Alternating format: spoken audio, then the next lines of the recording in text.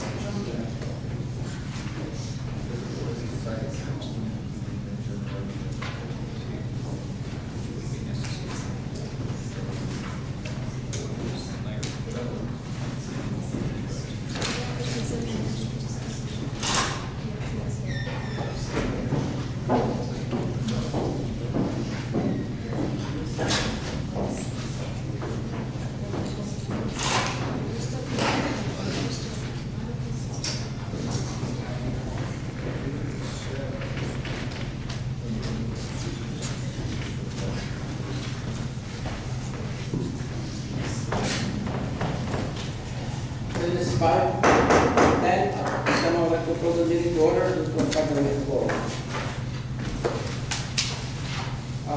Choose personal meeting to our flag. So then you Yes, sir. I pledge allegiance to the flag of the United States of America and to the republic for which it stands, one nation, under God, indivisible, with liberty and justice for all. Thank you, you might sit.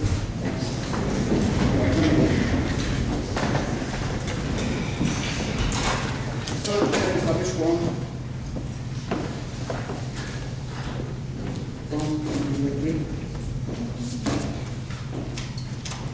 Guillermo Madrid. Mary Garcia. Here. Gloria Rodriguez is absent. Maria Reyes is absent. Jessica Andrade. Here. Mayor, we have quorum. Thank you, ma'am. Presentations, number 4, presentation by the Police Department of Communications Supervisor. Welcome, sir. Sorry, thank you. Good afternoon. I want to thank you all, first of all, for the opportunity to speak during today's city council meeting. First of all, my name is Angel Almanza. I'm the police communications supervisor for the police department. What I want to present to you today are dispatcher administrative assistance and records clerk salary comparisons between our agency and local law enforcement agencies. Ms. Rosa Hernandez will, okay, seems like you already got copies of that. If you will kindly skip to page number 2. This is the salary study I have conducted. If you notice the salaries for the El Paso Police Department, a dispatch supervisor starting salary is $19.22 to $30.71 an hour. Dispatcher starting pay is $16.60 to $26.53 an hour. An administrative assistant starting salary is $15.06 to $24.06 an hour. And lastly, the records clerk is from $12.31 to $18.27. If you please skip to the 3rd page, you will see the salaries for the sheriff's office. Again, you will see the dispatch supervisors from $20.42 to $28.79, dispatcher from $16.62 to $21.58, the administrative assistant is from $15.31 to $22.18, and the records clerk is from $9.80 to $12.74 an hour. As an FYI, all the police departments I will be mentioning here to you today, have specific employees for specific duties. For example, they have call takers, which all they do is take non-emergency and emergency calls. They have dispatchers, which communicate via radio to the officers out on the field. And they also have another unit which is called Channel 1. Channel 1 is these individuals, what they do is run driver license, registrations, and warrant checks for the officers. The difference between our agency and theirs is that in our agency, our dispatchers do it all. Our dispatchers call take, our dispatchers dispatch, and they also run inquiries for officers. On top of that, they also have the responsibilities of collecting fees and leasing police impounded vehicles. Pretty soon, they will also be responsible for viewing cameras to ensure the safety at the Bulldog Championship Park. I don't want to bore you with going through every single sheet, but what we'll do quickly is scan through the rest of the items I have given. If you notice, the next line is Lieutenant PD, followed by the El Paso Community College, and we got the El Paso Independent School District Police.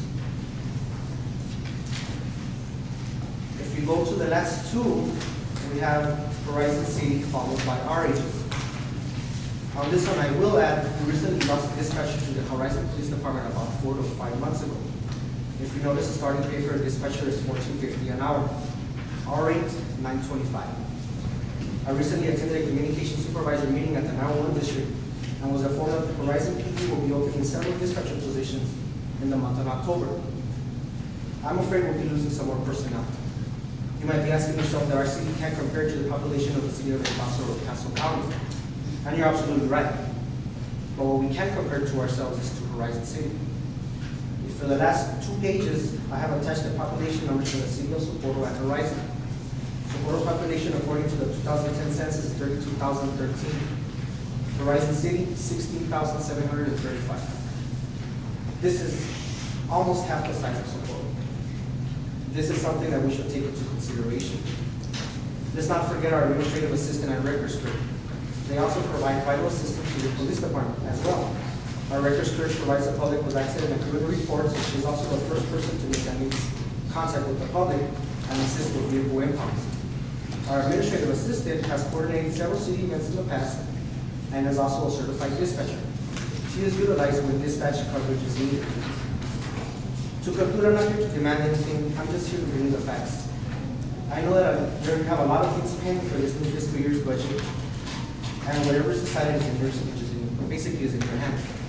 I just want to thank you again for the opportunity I've been given to show you this documentation, and it's been great having you to talk to. Thank you, sir.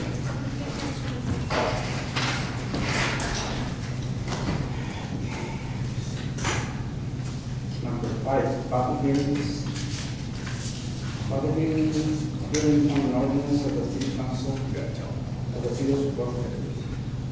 Mayor, we're gonna need to hear this item at 6 o'clock, because the posting was wrong in the paper. They had it posted at 6. Make a motion to move it to the end of after executive session. Second. Motion made by Jesse Ganda, seconded by Mary Garcia, to move item number 5 after executive session. Guillermo Madrid. Yes. Mary Garcia. Yes. Gloria Rodriguez is absent. Maria Reyes is absent. Jesse Ganda. Yes. Thank you. Let's move on to consent agenda number 6 to 7. There's a motion for approval. Motion to approve. Second. There's a motion and a second. Motion made by Jesse Gandara, seconded by Mary Garcia to approve the consent agenda. Guillermo Madrid. Yes. Mary Garcia. Yes. Gloria Rodriguez is absent. Maria Reyes is absent. Jesse Gandara. Yes. Thank you. Regular agenda number 8, introduction, first reading and calling for a public hearing on an ordinance adopting the budget for fiscal year commencing October 1, 2012, and ending September 30th, 2013 for the city of Socorro, Texas. Mr. Mobley, you have something to say?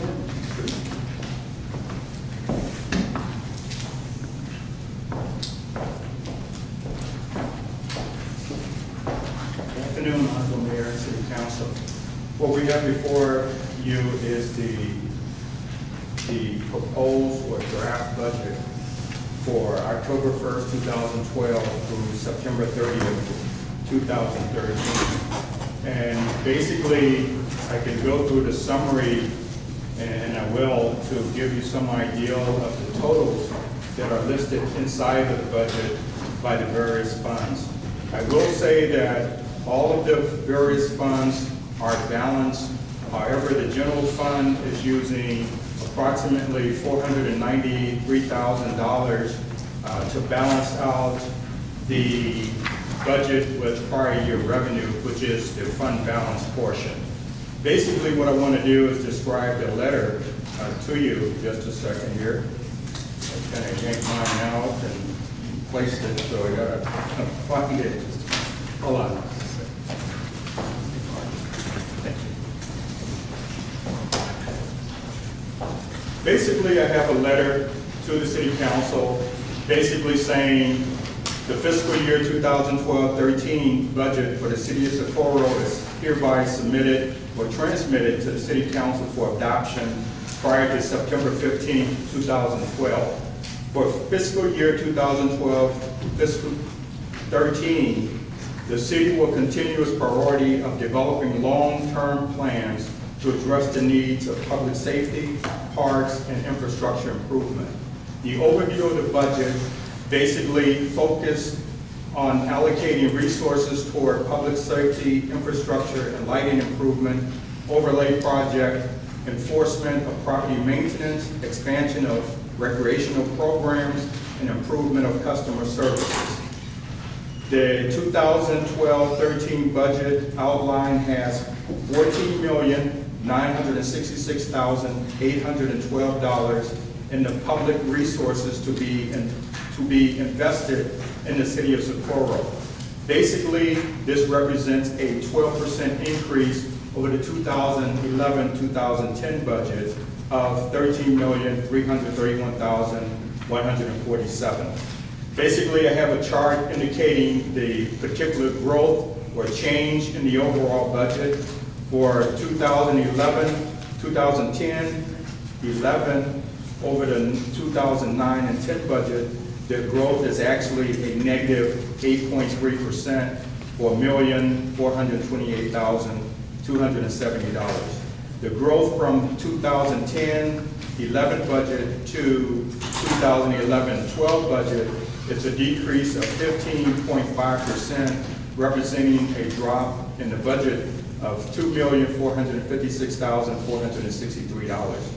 For the 2012-13 budget, it's an increase of 12% over the 2011-2012, which represent a grand total of $14,966,812, and the difference is $1,635,671 as a total increase for the fiscal year.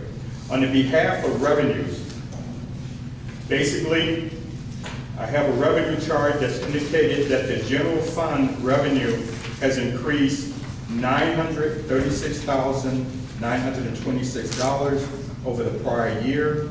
For special revenue fund, there's a decrease of $243,272. For capital project fund, it's an increase of $579,275.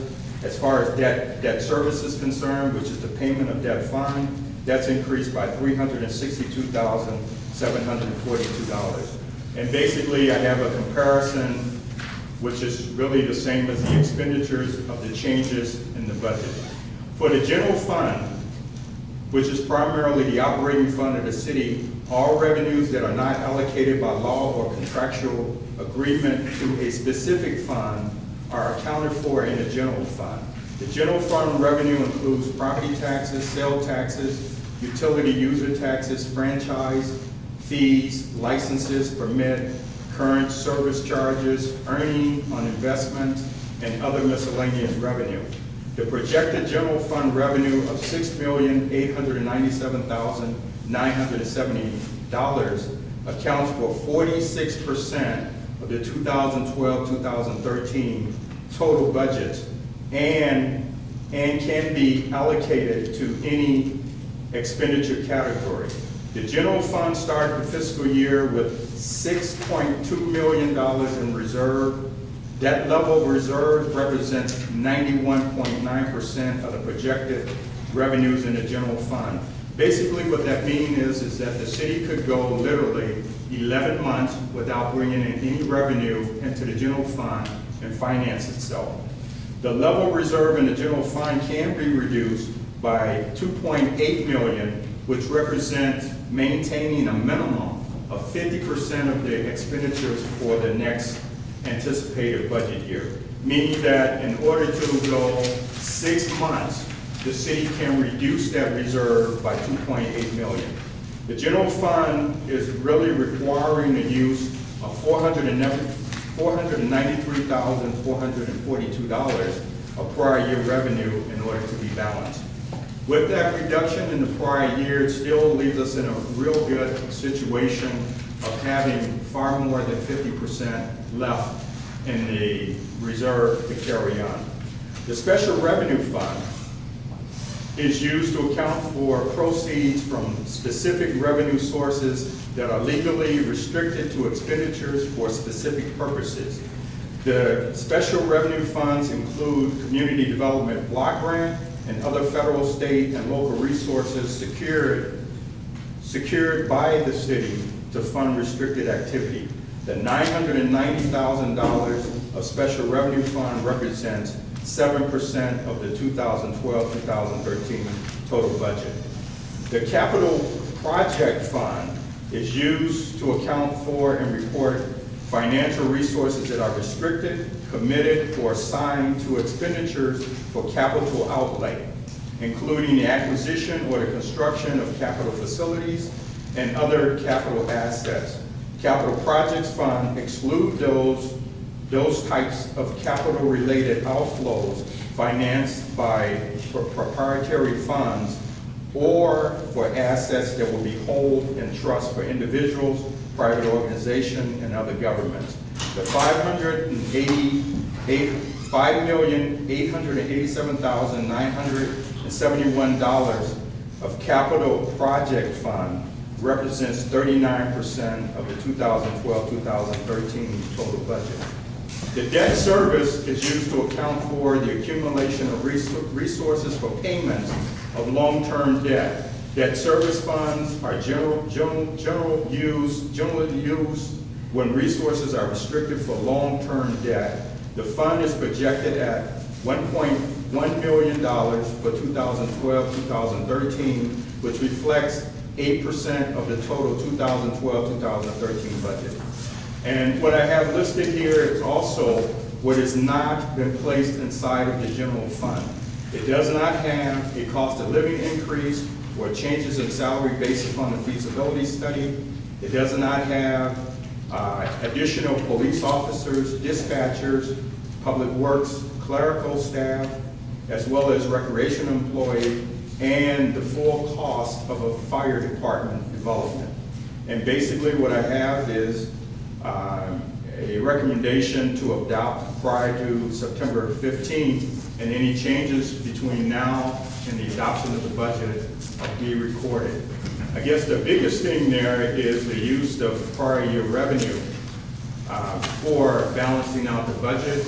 And I think that in our particular situation, in order to have essentially all of the requirements to have adequate service is actually included inside of the budget.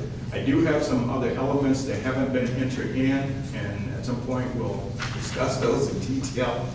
But right now, I'm open for questions from the council. Any questions? To approve? I have a question.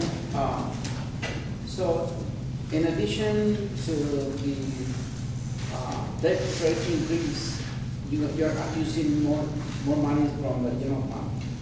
From the prior year balance, that's correct. Any changes to the budget to include additional items would either have to receive some reduction of other expenditures that the council is going to consider not a priority or potentially not, financing. But if there isn't any expenditure cuts and additional things to be added in, the only source we have is the prior year balance to fluctuate and balance the budget out. And what I've already indicated is that it's well over $2 million that can be fluctuated before we hit the 50% level, meaning that we can go 6 months without any money in and still be in pretty good shape. I think that at some point, the reserve should be lowered because it's at a real high level. It's like having money in a savings account and still asking people to donate or to provide resources. At some point, we should say what is the acceptable level of reserve that we should have in the general fund, which currently is 91%, meaning we can go 11 months without collecting any revenue and be okay according to the budget. Or we can lower that down and provide additional services or any other type of increases that this council sees fit. Do you have a figure, the amount of the projected additional money that we're gonna be receiving because of the 8% of the tax increase? Yes, if you would look at the revenue total, it's maybe like 8 pages back, right behind revenue. If you look at the original budget in 2011, 2012 for property taxes, that budget total was $3.3 million. For 2012, 2013, that revenue is projected at $3.5 million, which represents a difference of $250,000 is what the additional property tax would generate. So we are not taking into consideration that the appraisal district may increase the value of the property, or is that? That's included already.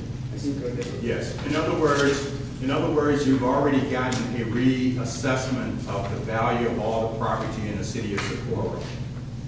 You are able to raise your rate a maximum of 8% based on the previous level of property plus the improvements.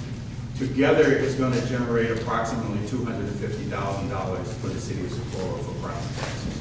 Okay, well, thank you. If there are questions, As far as not including in the budget,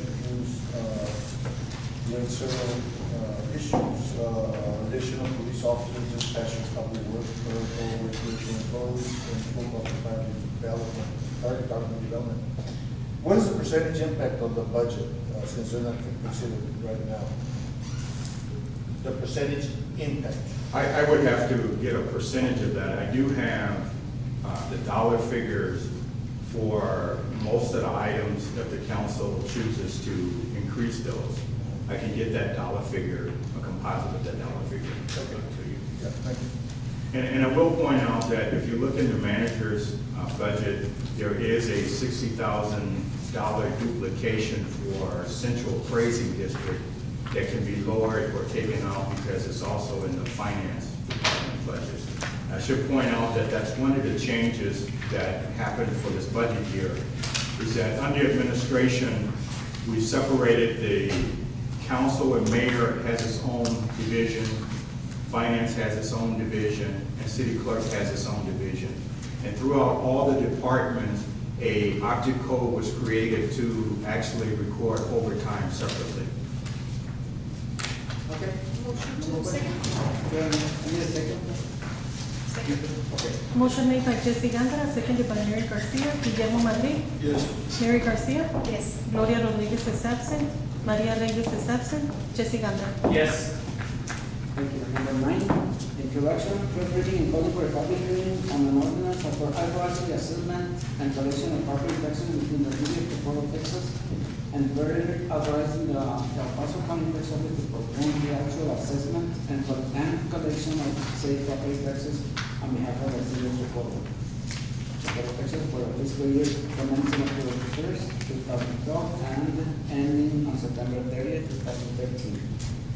I'd like to make a correction on the backup sheet on item number 9. On the second sheet where it's got the ordinance copy prior to approval. Item number 9. The last sentence on the first paragraph, it reads, Texas for the fiscal year of October 1st, 2012 to September 30th, 2012. I think that should be 2013. Yes, it should be. Okay. Change. That's item number 9, the backup, the second sheet where it's got the ordinance copy prior to approval. On the first paragraph, the last sentence, it That says. should be 12. I'm sorry. It should read to September 30th, 2013.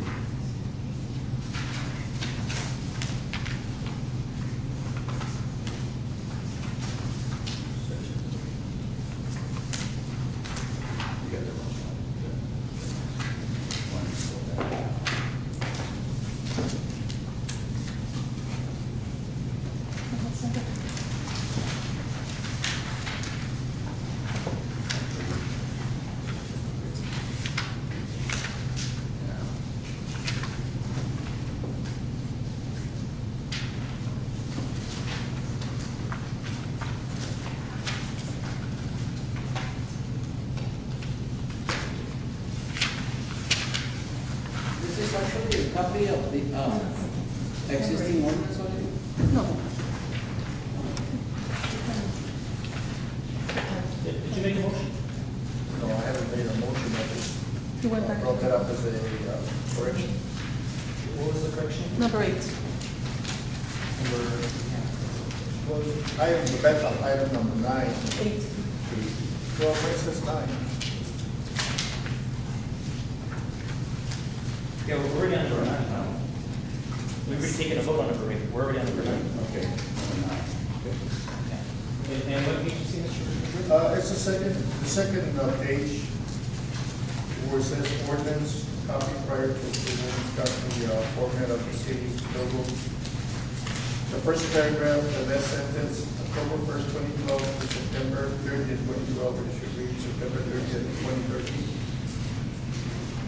I make a motion to approve the correction Mr. Madrid brought up, of changing the date from September 30, 2012 to September 30th, 2013. Okay, in the second correction, and first. Second. Okay, second, Garcia. Approve item number 8 with correction on page 2 to change the year to 2013. Guillermo Madrid. Item number 9. For item number 9. Guillermo Madrid. Yes. Mary Garcia. Yes. Gloria Rodriguez is absent. Maria Reyes is absent. And Jesse Gandara. Yes. Okay, motion carries, and we move to number 10. Discussion action to approve the correction of the scheduling of 2 public hearings on September 4th, 2012, and September 11th, 2012, for the anticipated proposed tax rate for the fiscal year commencing October 1st, 2012, to September 30th, 2013. Motion to approve. There's a person second. Motion made by Jesse Gandara, seconded by Mary Garcia to approve item number 10. Guillermo Madrid. Yes. Mary Garcia. Yes. Gloria Rodriguez is absent. Maria Reyes is absent. And Jesse Gandara. Yes. Number 11, second reading and adoption of ordinance 295, amendment number 3 on ordinance of City of Socorro, Texas, adopting and amended organization chart of City of Socorro, Texas. I make a motion. A motion? I make a motion to move item 12 and 11 after the public hearing, since they pertain to public hearing. Second.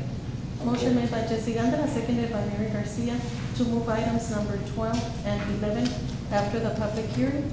Guillermo Madrid? Yes.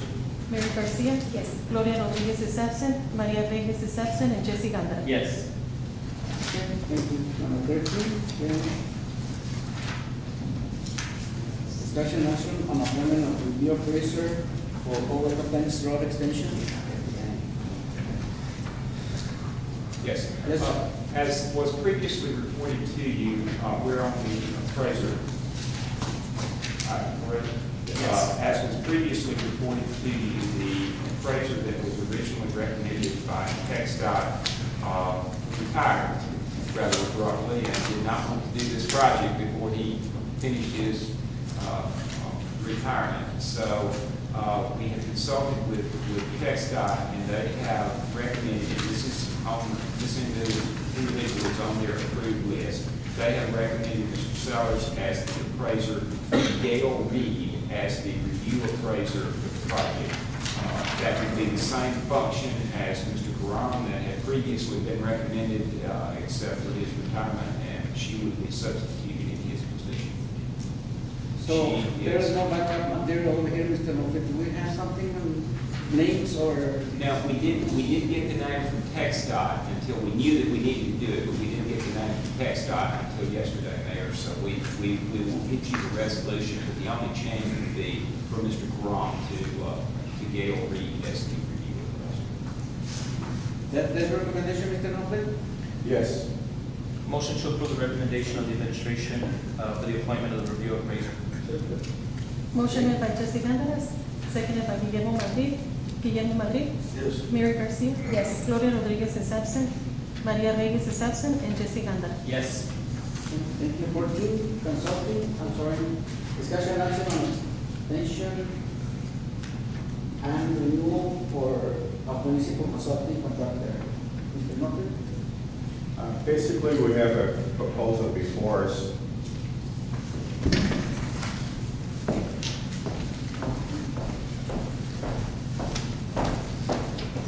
Basically, we have a proposal before us for the municipal consultant, and as far as the agreement is concerned, I don't have many problems with it. I do have 2 items that I think would probably be okay to utilize the consultant for, and it would be number B, Old Waco Tanks Road construction, monthly from September 2012 to August 13, projected not to exceed 200 hours. And number G, projects to be identified by city and SOTO by mutual agreement, projected not to exceed 40 hours of work. And the last provision is under 6A, which I question if we should be involved with it, and I'll read it.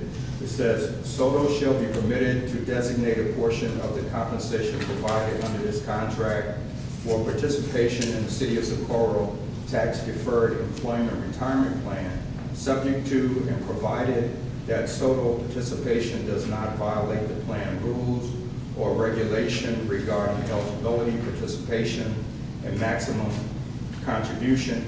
However, no employee match will be provided for SOTO's contribution. I think if we have a contractor involved, we should not be adding that person into the retirement plan. And whether the council wants involvement with A, C, and D, E, F, and H is really subject to the city council. But I do feel that B and potentially G is valid areas that I can see help is required. The other items is really council's discretion.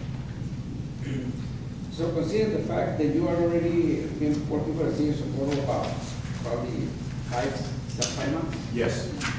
And you know now the in and outs for Tesla and other municipal or entities, including as state entities. Do you feel that you still need this person to be in your side? The reason being is because of the property development or the acquisition of property along the right-of-way is still a valid item.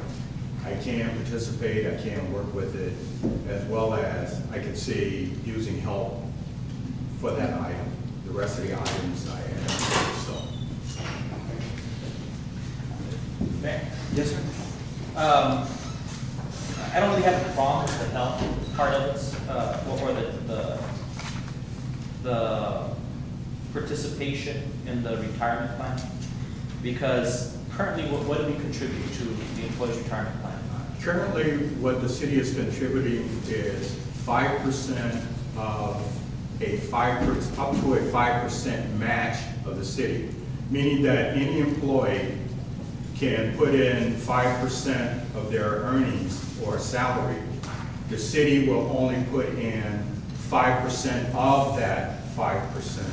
And I think that even on that basis, it's more of ensuring at least a 5% interest as opposed to anything truthfully for retirement. And I think that that's one of the issues that administratively have come up, is whether or not that really should be a 5% match as opposed to 5% of someone's 5%. That's a different subject. Yes. Going back to Yes. surplus contract. Okay. The last sentence says, however, no employer match will be provided for surplus contribution. So the city's putting nothing into that statement. There is no fiscal contribution on the city's part. The only contribution we're allowing is for him to be able to participate, and I'm sure for retirement reasons, that may be what he wants to participate in a tax deferred program that the city will be offering. However, again, the city provides no financial benefits that we would offer to any other city employee. So that doesn't really bother me at all. Again, because there is no financial impact to the city in regards to fiscal monetary value. That part is true, but when you start trying to make a distinction between a contractor and an employee, you could run into some federal issues of whether or not you're putting in Social Security or those type of things, because what is the distinction that we're making between a contractor and an employee? That's different. When you say there may be federal issues, that tells me now it's a legal issue. So Right. now I'll ask our attorney, Mr. Right. Wallace, is that statement legal? We would have to vet that with that's the reason it's written the way it is. We would have to vet that if you want to permit it to be done. We'd have to vet it with the administrator and the trustee of the retirement program that the city has to get their certification as to whether there would be any violation. And then if that was not, then that's the reason it's written that way, is should you choose to do it, that would have to be vetted with, I don't remember whether it's the trustee or the fiduciary, but whoever that individual is that's charged with making sure that they abide by the rules in the program, we need to vet that with them before we permit it to happen. So would you be okay, Mr. Murphy, with us approving it Yes. pursuant to that section, turning out to get, vetted and it's okay? Yes. So that way you could hold off on that section, and then Yes. if we get the green light, then Great. you'll feel comfortable, and of course Yes. we'll feel comfortable. Yes. Okay. I make a motion to approve with the designation that under 6A, that you look into further to make sure that it meets all legal requirements. And so the amount will be the same for a full year, instead of what you're recommending, or what? I think the city council needs to tell me if we're doing A through H, or are we doing B and G for the service, the work service? Well, that's an interesting question. You're recommending only B through G? B and G. Okay. So who is the employee in charge of letter A? Letter A, that's the grant administrator. So Anibalo Laya. Yes. So he is designated as being in charge of that project. Yes. And As well as Ms. Leon. who's in charge, which employee of yours is in charge of letter C? Willie Norfleet. Who's in charge of letter D? Willie Norfleet. Okay. Who's in charge of letter E? We have no one designated for E. Okay, if you're gonna ask me to take it out, I'm gonna need to know why we're taking it out. So if you can designate somebody at this time, at least Well, temporarily. the reason for taking it out is really 100 hours of looking at real estate acquisition. If we're limiting the real estate acquisition to the debt fund or the capital project fund, we really don't have that much available money to look for real estate for 100 hours of activity. That's the basis of me making that determination. And you can correct me if I'm wrong, but I'm reading here that it says not to exceed 100 hours, not guaranteed 100 hours. Okay, that's also fine, but how do we regulate if it's gonna be 5 hours, 10 hours, or however many hours? Because we're talking monthly reports, not to go over 100 hours. The way we keep track of that, Mr. Norfleet, and we had this in our previous contract, was they're supposed to be checking in with you. Okay. Is that missing from this contract? That was not in the previous contract nor in this contract. So we added, that's something you think would be appropriate. Yeah, in that case, that needs to be added, because that's how we keep tabs on that issue is, and maybe that goes under number 6, under the compensation or, no, I think that needs to be its whole other number in there that basically says that every month or every bi-weekly or something to that extent that they need to check in with you, because although they do serve at the will and pleasure of the Socorro City Council, maybe it needs to be an city manager.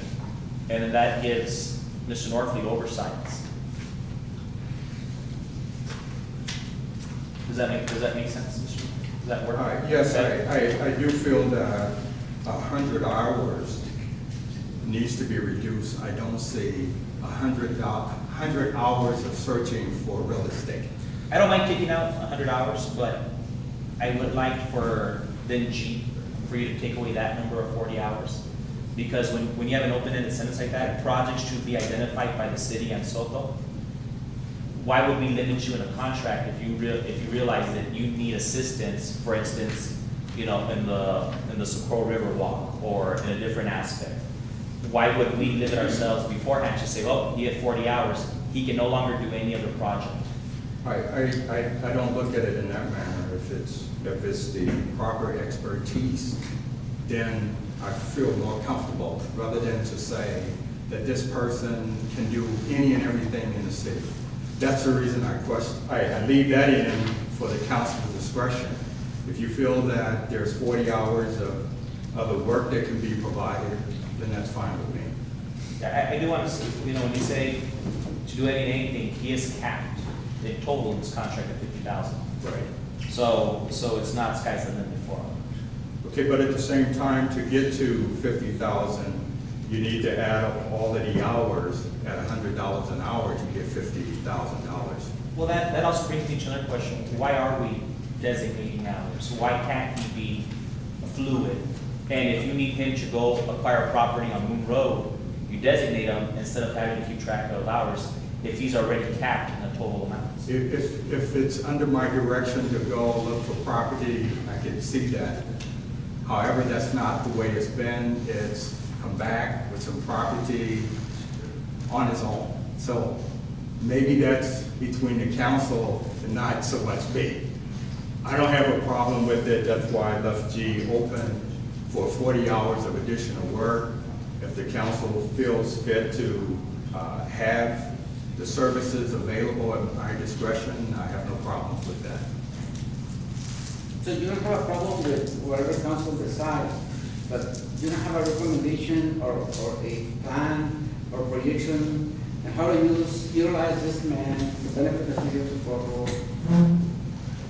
As I indicated, I saw two categories that I can see the utilization. If the council wants more utilization and have it more available, I have no problems with that. But as far as I know, or I understood, that he has not been reported to you or getting any instructions from you. No, that is correct. So, Mr. Norton, you would like to see his B and G again, is that what I understand? Yes,